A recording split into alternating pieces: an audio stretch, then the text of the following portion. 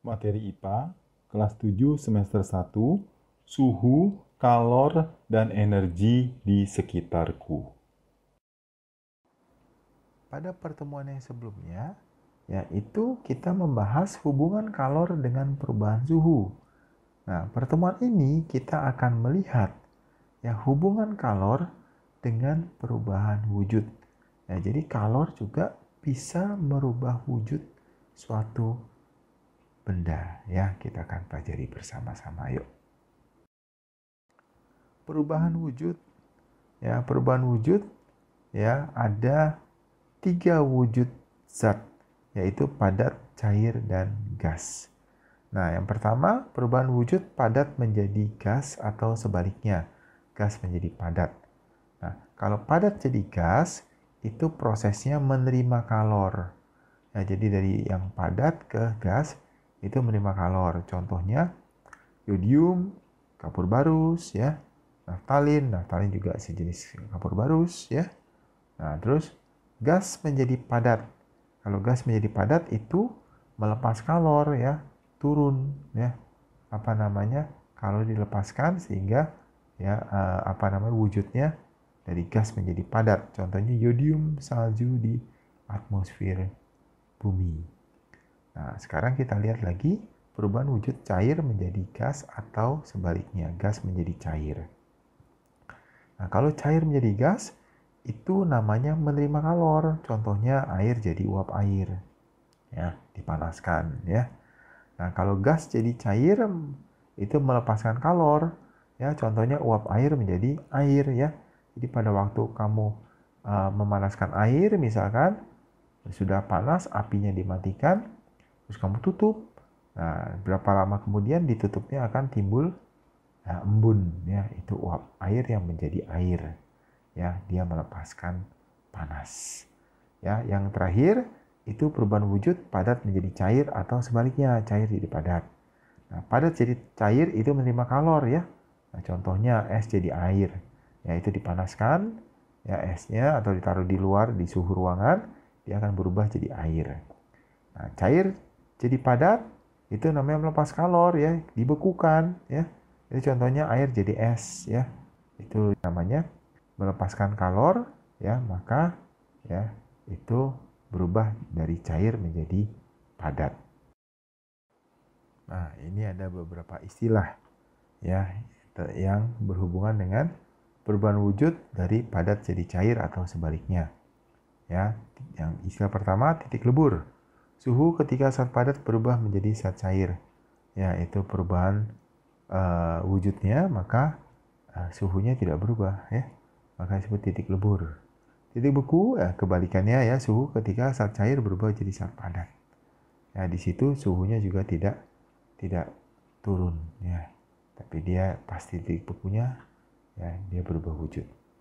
Nah, kalor lebur, itu ada banyaknya kalor yang diperlukan untuk mengubah satu satuan massa zat padat menjadi cair pada titik leburnya. Jadi ini banyak kalornya berapa? Jadi makanya disebut kalor lebur. Kalor beku, itu sebaliknya, banyaknya kalor yang dilepaskan untuk mengubah satu satuan massa zat cair menjadi padat pada titik bekunya, Nah, itu istilah-istilah yang kamu harus ketahui, tentang yang berkaitan dengan perubahan wujud padat jadi cair atau cair jadi padat. Nah, ini rumusnya. Q sama dengan M kali L.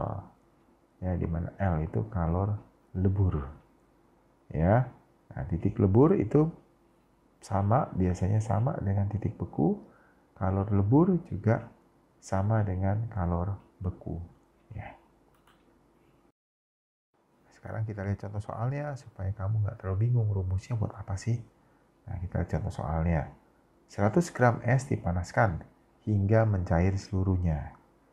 Bila kalor lebur es 80 kalori per gram, hitunglah kalor yang diperlukan untuk mencairkan seluruh es yang ada. Nah, jawabannya kita lihat massa esnya itu 100 gram. Ya. Nah, kalor leburnya yang mengubah dari padat ke cair, yaitu adalah 80 kalori setiap gramnya. Maka berapa total kalori yang dibutuhkan? Q sama dengan M kali L. 100 kali 80, 8000 kalori. Itu total kalori yang dibutuhkan untuk mengubah es menjadi air seluruhnya. Ya. Sekarang kita lihat penguapan. Penguapan adalah perubahan wujud dari keadaan cair menjadi gas. Ya, penguapan itu bisa dipercepat dengan cara apa? Di sini ada 5 cara.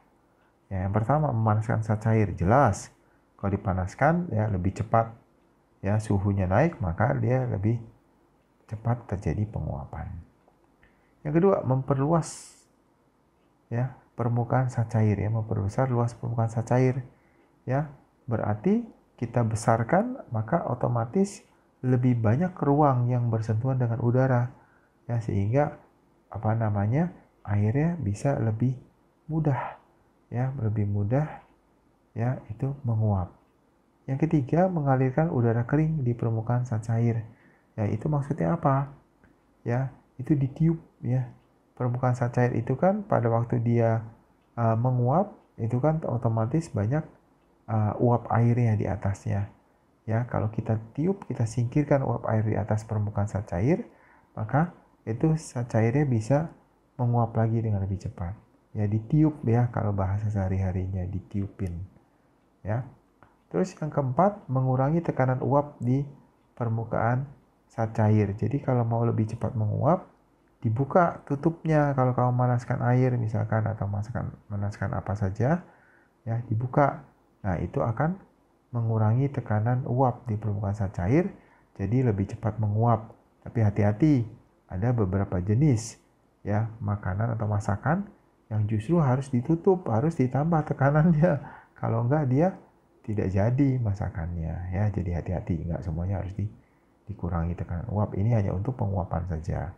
Yang terakhir, menyemburkan zat cair. Jadi zat cair, ya, yang dijadikan partikel-partikel kecil, sehingga begitu bersentuhan dengan udara dia lebih cepat menguap, ya, lebih cepat menguap. Contohnya kalau kamu yaitu jalan-jalan tempat pencucian kendaraan, yaitu pada waktu mereka semprot pakai air, ya, kendaraannya ada air yang nyiprat ke kamu, itu kamu cuma berasa dingin tapi tidak basah. Padahal lumayan banyak juga yang kena ke kamu gitu, ya. Nah, itu karena dia udah menjadi partikel yang kecil sehingga mudah menguap, ya. Beberapa istilah dalam perubahan wujud cair menjadi gas atau sebaliknya gas menjadi cair. Yang pertama, mendidih. Mendidih itu penguapan di seluruh permukaan zat cair. Ya, kalau menguap itu ya satu-satu. Ya, kalau mendidih itu seluruh permukaan zat cair bergolak. Ya, itu mendidih. Nah, titik didih itu apa? Suhu pada saat zat cair mendidih. Ya, dinamakan titik didih. Nah, titik didih bergantung pada tekanan di atas permukaan zat cair. Kalau tekanannya tinggi, ya, titik didihnya bisa naik. Ya, misalkan air nggak lagi 100, tapi bisa di atas 100. Ya, kalau tekanannya kecil, ya, itu titik didihnya berkurang, bisa nggak sampai 100 kalau air misalnya. Ya, nah, semakin besar tekanan pada zat cair, semakin tinggi titik didihnya, dan sebaliknya. Tadi sudah dijelaskan. Oke? Nah, ini ada lagi istilahnya kalor uap. Ya, kalor uap itu banyaknya kalor yang diperlukan untuk mengubah satu satuan massa zat cair menjadi uap pada titik didihnya.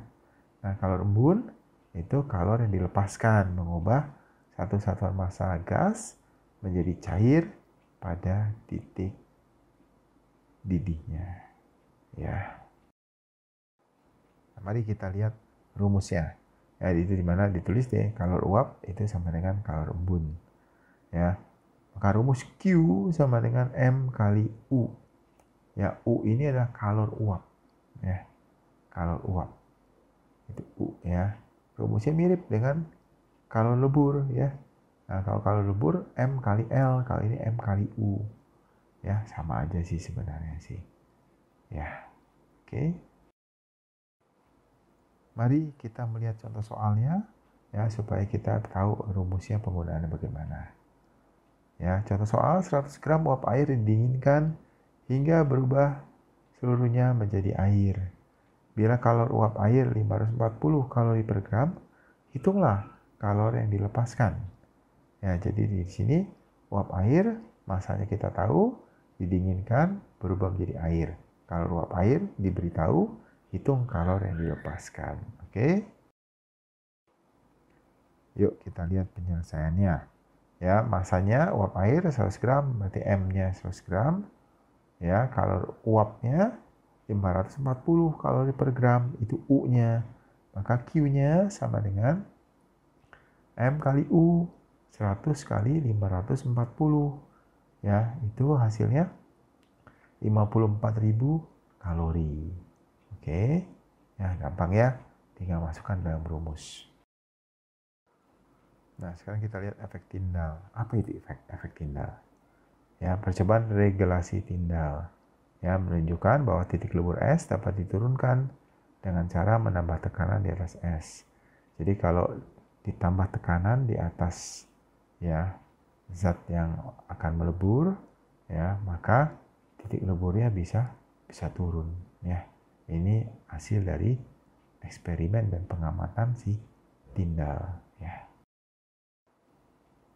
Nah, kalau tadi efek Tyndall itu berhubungan dengan turunnya titik lebur akibat ditambah tekanannya. Sekarang Franklin, ya percobaan Franklin.